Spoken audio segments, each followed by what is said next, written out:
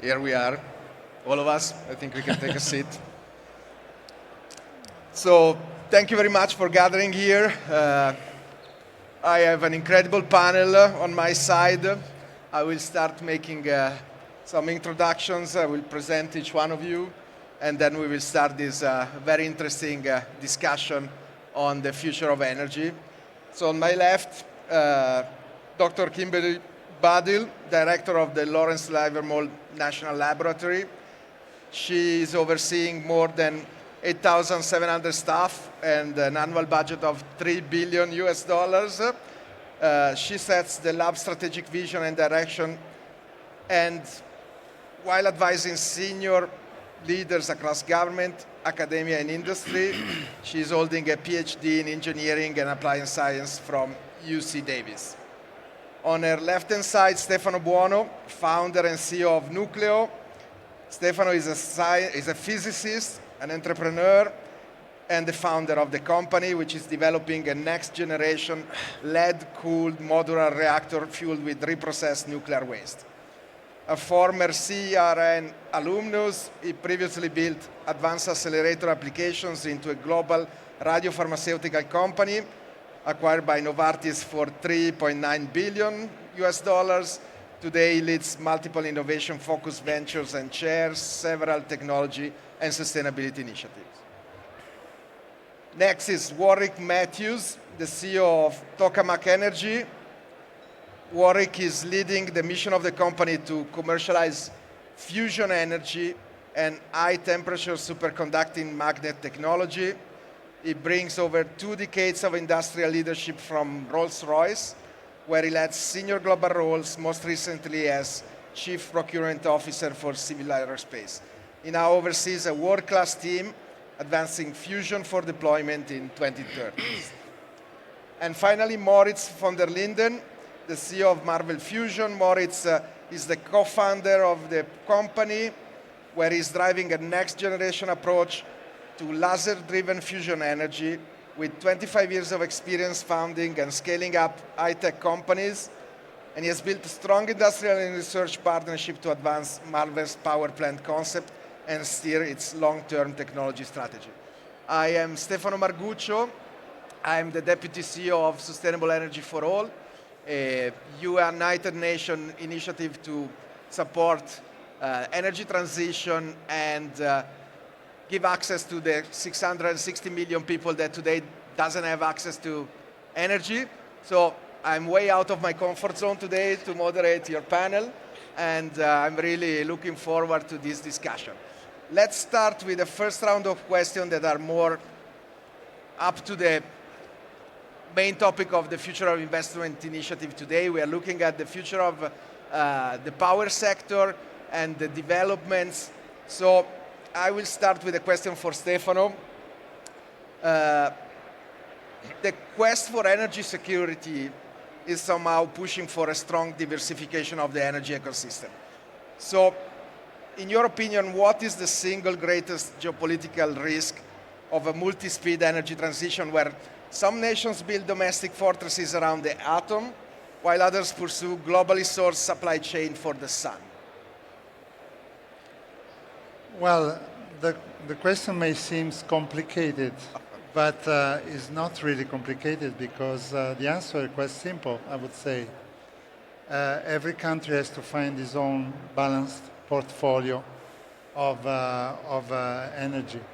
I cannot imagine Finland building solar power plants all around, or maybe deploying wind is a little bit more complicated because the wind is not strong there.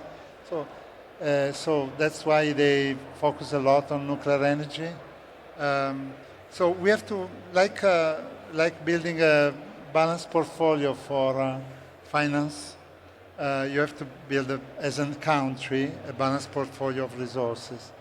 Now, the question of security, of course, comes into the consideration because even if we are a stronger user of renewables, so you don't need any material from outside of your country, apart the one to build the facilities, then of course degree of independency is higher. When it comes to programmable energy, that's quite different because then the nuclear choice is pretty important to make. And because when you start a nuclear reactor, you have years of a fuel on site already, maybe 20 years. So you can be really independent from the logic of geopolitical tension that may affect the price, the cost of your electricity, etc. So that's the answer. Thank you very much. And I think you were mentioning the diversification of the systems and somehow the need for every country to have its own menu for production. And I see that the next level of challenge is system integration, right? You have different sources which are needing different infrastructures somehow. If we look at the renewables, for example, now they generate around 30% of electricity. They are the fastest scaling up source for sure. Last year, I think the number was 550 gigawatt deployed in 1 year, which is more than all the energy coming from or deployed into nuclear ever. But of course, the intermittency there requires multi-trillion-dollar investment in infrastructure and battery storage. The question for Kimberly then is, what is for you the primary point of failure for a global energy system that is simultaneously trying to manage the immediate volatility of the renewables while placing long-term, let's put it, high risk on a holy grail technology like commercial fusion? Yeah.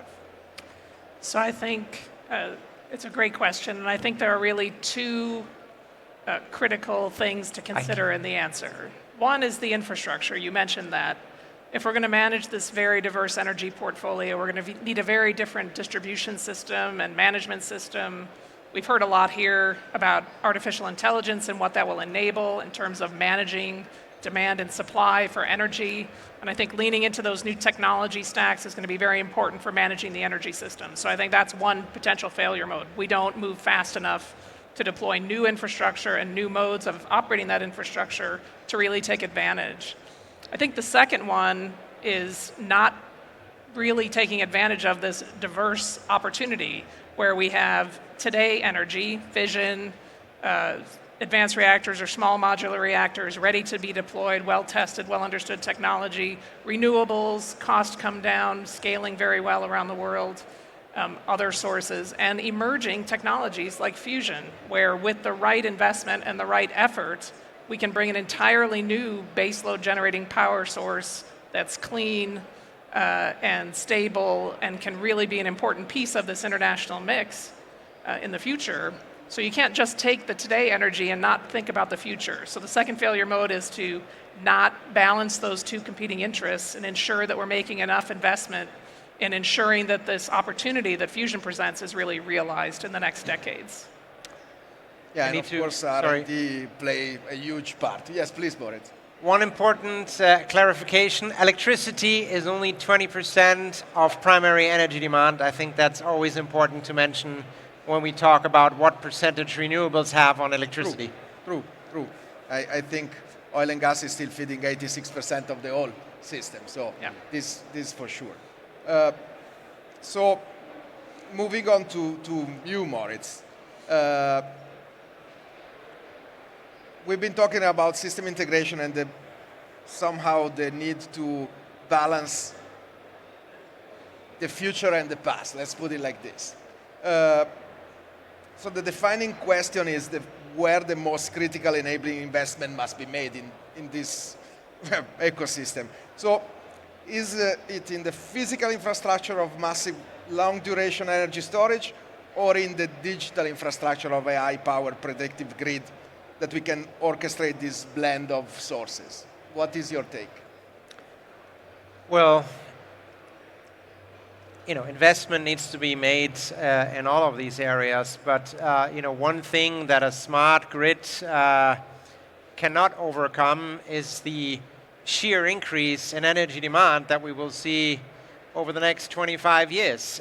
It will more than triple and driven by economic growth in countries like India, demographics. Nigeria will have more people than the United States in 2050. And that is something where, investments in hardware and power plants are needed. And I believe that, the United States, for example, currently demonstrates that they're betting on all horses instead of, a single one in this race to provide competitive baseload energy to power compute and AI as much as conventional industries such as aluminum and copper smelting. As Kim said, there is a promise of fusion energy and backed by the fantastic result that the National Ignition Facility has shown. The laser-driven approach seems to be on the trajectory to make that happen, hopefully with some magnets from Warwick being part of it. And to add to the current mix, the problem is that renewables in best case scenarios in 2050 will cover around 30 to 40% of global energy demand. Storage solutions, industrial scale for a chemical cracker will not exist in the next 100 years. Investment in competitive baseload energy is what is needed. Thank you, Warwick. And let's focus a little bit more on fusion. I've been learning a lot before this panel, that the cumulative funding for private fusion company now totals almost $10 billion US. These are dates updated to mid of 2025. And roughly 2.6 have been raised in the last 12 months alone, backing a technology still likely years to decade for a grid-scale deployment. This creates an unprecedented leadership challenge, how to sustain the conviction beyond market and political cycles. So, Warwick, a question for you. What is the most scarce and essential leadership attribute required to navigate a venture from scientific breakthrough to commercial viability? And none of these are easy questions, right? So, and just to introduce a little bit about, you've heard about laser-driven inertial fusion. My company is on the magnetic confinement side of fusion, where you're creating a plasma, you're then fueling that plasma, and you're holding it in a very strong magnetic field. But I would also say, I consider myself and my company one of the realists in fusion. We won't give you extreme marketing, we'll tell you as it is. And we do that from operating the highest performing private fusion device in the world that we run at our facility in the UK. So we really know what we're doing, but we also know that we're not going to be turning on reliable, low cost of ownership, high uptime fusion plants within the next few years, because there are still hard challenges that we need to overcome. And the industry and governments are setting about those challenges. So you can look at my company, which is 16 years old, as an example on the leadership question. You start with really creative founders who have a vision, and they take a big risk, and they get money in behind their vision, and they get it off the marks. And the founders of our company did that for many years, but then the company realized you need somebody who's more operational to come in. And so a more operational leader came in. And I joined in January of 2023 because I have a commercial background, and the company really needed to commercialize what it was doing. We can't have private science projects that investors are queuing up to fund. Investors are queuing up to fund an exciting return on investment through fusion, but also through the technologies that fusion is creating along the way, and that's what I'm here doing. But lastly, it's not all about me. I think any leader of any of these companies, it's all about the team that you're creating that works for you. And for that team, I'm looking for the deep fusion knowledge, but I'm looking for the deep program execution knowledge. So not just the science project, but punching up through TRL levels on your technology, really having rigorous governance in how you drive it forward, and some really creative commercial people who can go out there and sell this fantastic technology around the world. That's an incredible mix. And what I think is needed, somehow it was underlying this discussion, to develop this kind of technology, you need patient capital, right? You need someone that is ready to put the money on the table and give you the freedom to develop. Let's put it like this. So a question for Kimberly, probably the governance model of these kind of companies is key to sustain this multi-year span. In your view, is it the most effective structure built around a singular visionary scientist, founder idea who can command long-term conviction, which is probably what Stefano has been doing in the past and probably is doing yet? Or does it require a new type of public-private partnership designed to insulate strategic projects from market cycles and political cycles?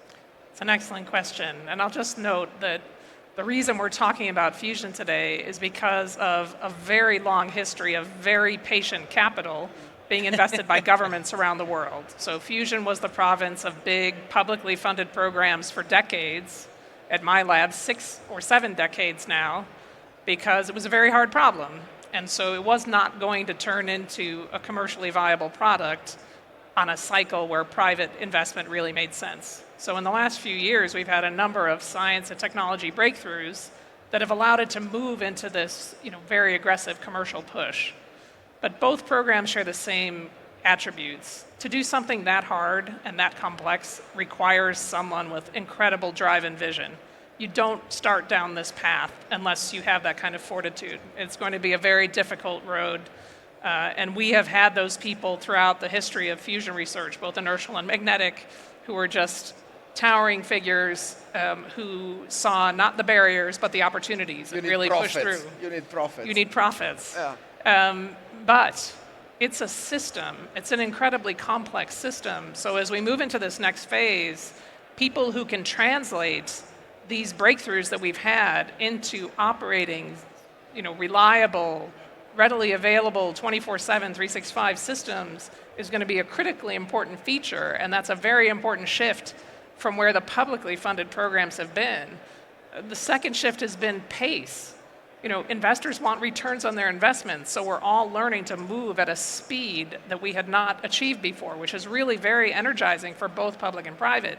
And, I run a very large research institution. I have maybe 1,000 material scientists and engineers. So if one of these companies has a materials challenge and they come to me, that's huge leverage.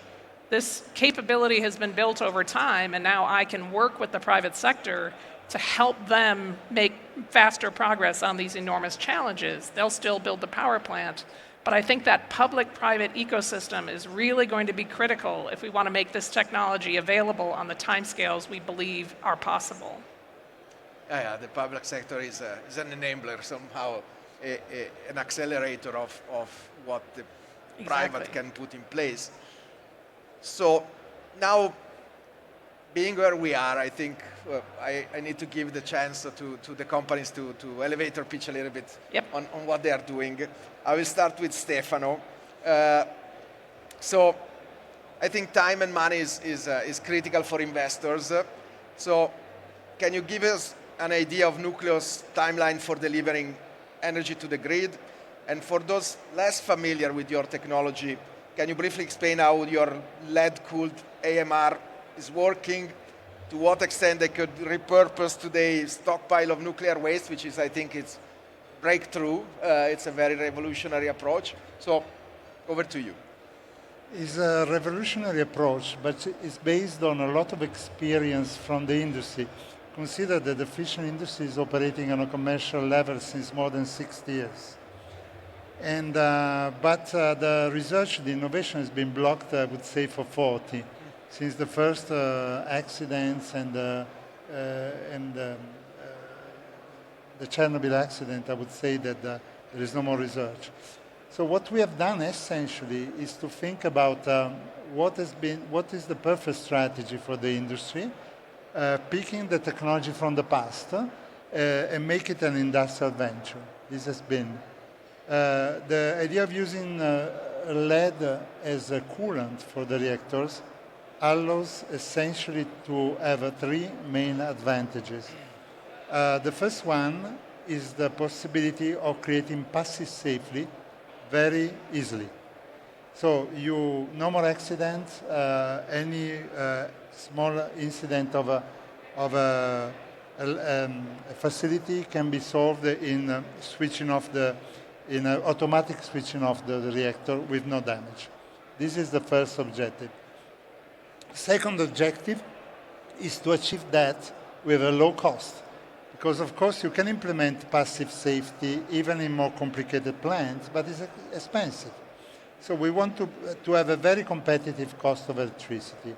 And again, lead is helping us in doing that. But the third challenge is even more interesting because at the origin of the nuclear energy, the idea was to reuse continuously the fuel, the spent fuel, because there is still a lot of energy inside the spent fuel. 200 times more energy than what we have extracted. So if you reuse it, you have a very long life to the material that you have extracted. And this is what's possible. It's possible with sodium reactors, with lead reactors, with a category of reactors that has not been developed by the industry. So we are part of this effort now. We are the only private company that is now has the design of a factory of a fuel that is done out of this recycled material. But this is, again, an experience of the past. The French have done this kind of fuel in the past, etc. It has served the sodium reactors in the past. So now we have to revive this technology in a new industrial venture. And the Which 2030, is the percentage of the fuel that you can reuse? How much of the waste essentially, with our technology, all of it. Okay. It really changes the physics a little bit, and you can actually reuse many times. So there will not be any waste at the end of the process? There will be only the uranium atoms that are fissioned, so you have fission fragments. This is a very nice waste, because after 250 years, you have zero radioactivity inside, and you have a lot of nice materials, like rhodium, to dig into these materials. So it's very interesting. So, and you have how nuclear many years to medicine the that grid? can use. How many years to the grid for you? By the end of the decades, I think ourselves and a few other actors may be on the grid already. Thank you very much. Let's talk about tokamak, Warwick. We've been hearing it's a transformative moment for fusion. How do you see the ecosystem evolving? What are your priorities? And again, what timeline are you targeting for commercialization? And what are the biggest challenges that you see between now and market? Thank you. So I might reverse the question a little bit. So the industry, if we had all of the 50 or so private fusion companies up on stage, will probably give you a date from the early 2030s to 2040, I would think.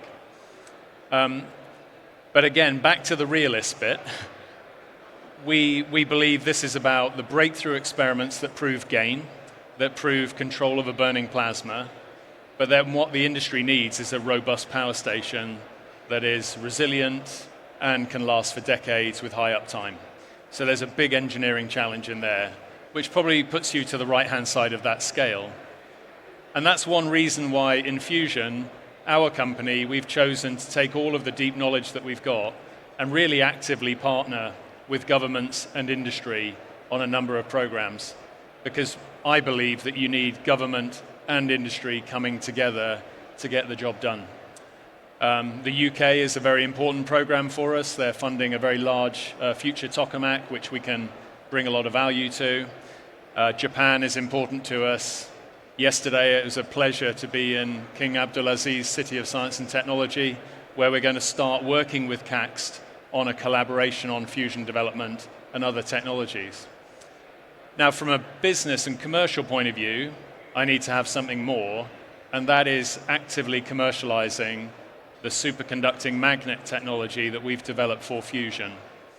And to explain what a superconductor is, it is a probably 2% of a human hair thick, thin film deposition of a ceramic called REBCO, rare earth barium copper oxide. And we take that material and we wind it into very high performing magnet coils. That 2-micron thick layer, interestingly, will transfer about 5,000 amps of current through 2% of a human hair, which brings us on to another topic. Not only are we commercializing this technology into customers in science and medical applications, transportation applications, into all areas of research, but we're opening up a new market, which is just using the superconductor that we have made very robust to transfer energy. Seems obvious, but it isn't obvious. And when you look ahead at what data centers need, not just for the energy for the data center or the chips that your processor power is with, how do you move the energy around the data center itself? And when you have NVIDIA chips calling for 1 megawatt plus at the rack, copper or aluminium doesn't work. Superconductors will work. Microsoft 2 weeks ago put a call to action out to industry to develop superconducting technology for power distribution. And my company has got 10 years of experience, know-how, patents to do just that. So that's really where we're going to take our investment dollars now, is scaling up superconductors.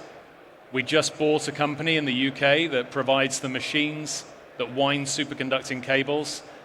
So that's the exciting bit of our business. And with that, we have a highly profitable, around 300-400 million of revenue by 2030 opportunity for investors. That's great to hear. So Moritz, over to you. We've been talking about innovation. I think really it will not be only about fusion, it will be also about developing all that is around fusion, vis-a-vis magnets, semiconductor, lasers. Somehow, how do you see the innovation spillover playing out, and then what are the priorities for Marvel Fusion for the future? Yeah, so building on what Kim said, those 6 decades of hardcore research and technology development is essentially what we're standing on, and it has, granted an incredible scientific breakthrough that cannot be underlined big enough, but to now turn this into a commercially viable power plant is a long way to go with enormous challenges. And I would say number one, it requires public-private partnerships. Marvel Fusion has partnered with the Colorado State University to build the Atlas facility, which will be the cutting-edge short pulse laser facility on the planet when it will be commissioned in early 2027. Livermore has loosened their ways how they work with commercial companies, so they've gotten cool now and are actually under Kim's leadership becoming more flexible in working with commercial companies. And as Kim said, there is a number of areas where we can collaborate. I would say the second area that we need is an industrial supply chain. The lasers that we require, high energy short pulse lasers, such as the ones that we're building for Colorado, are rice corn chessboard in the first row, and for a power plant they need to be moved to row 7 or 8. So the industrial supply chain will be critical to scale to levels that will eventually bring on the hardware for such an undertaking. Will you need also hydrogen production for the reactors? A step up of the hydrogen production? Sorry, I can't. Sorry. It's hard to hear you. will you need also a high stake of hydrogen production for the reactors or not? Well, so we're working with a fuel that is based on boron. We've pioneered a way to layer hydrogen isotopes into boron, which is a fuel that is a non-toxic, room temperature, solid state. And yes, of course, the fuel or the target development, which contains the fuel, is another area that needs an industrial push. We've made very good progress over the last 2 years, I would say, to move it into an area where we can at least theoretical conceive it could be mass produced. But that step still needs to be covered. To answer your question, the hydrogen part itself isn't really the big challenge. It's other areas that are challenging. I can imagine. So, I thank you very much. I would like to give Kimberly the floor to close this discussion. She is the independent scientist behind all us. So, please. So just in general, this is a really important moment. There's a confluence of things happening that present a really interesting opportunity. One is the supply and demand question, the rise of AI, so the need for energy, development around the world, driving a need for energy is really putting the spotlight on advancing new sources of energy rapidly in a way that we haven't seen for a long time. So I think this idea of fission today, other sources today, fusion tomorrow is a really great way to think about the world at large. The second thing is that on timescales, roughly speaking, time is money. So to the extent that we can concentrate capital around the most important challenges that each of these technologies faces, the faster we can get them to commercial scale and the faster we can get them deployed to the grid. So building partnerships, working together in new ways. Thank you, Moritz, for acknowledging that public sector is really trying to be flexible in new ways so that we can ensure that all of this great private capital that's being invested can see returns in the near term. So with that, this 10 to 20 year horizon begins to look realistic. But we really need the public sector and the private sector going together down this journey. And I think it's going to be a very exciting couple of decades. Thank you very much. We've been amazing with the time. And I think my panelists, I learned a lot. I hope you did as well. And we will see how this will develop in the coming years. Thank you very much again. Thank you, Stefano.